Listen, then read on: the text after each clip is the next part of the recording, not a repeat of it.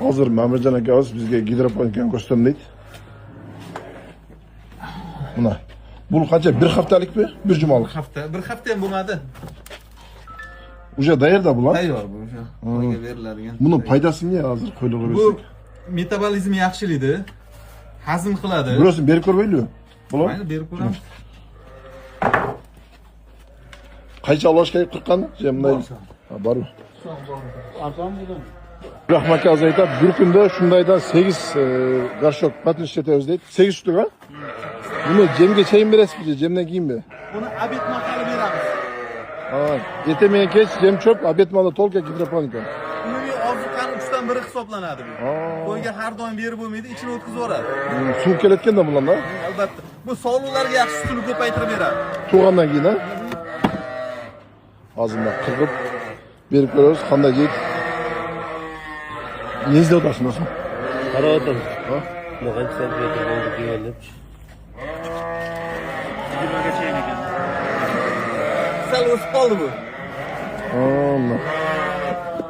Bechi do'stim bularni. Hazrat, bularni ber. Ko'proq o'sib qoldi.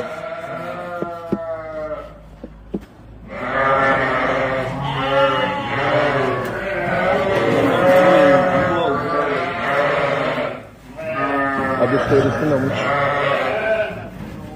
Bu vitaminler olsun ha.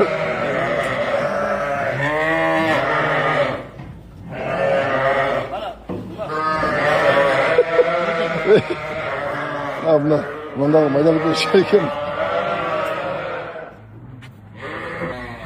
Ne oğlum da kızı bağlı var öyle gidroponik kullanmıyor. Şimdi ben. Bu boqishni olmagada o'rganganmi ko'z? Ha bu eski neme de. Sırası da.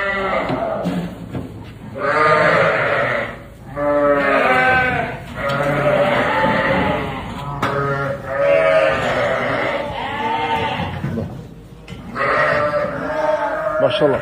Abet malda belirtkenizde bunlar. Faydası öte sonuna gelmiş.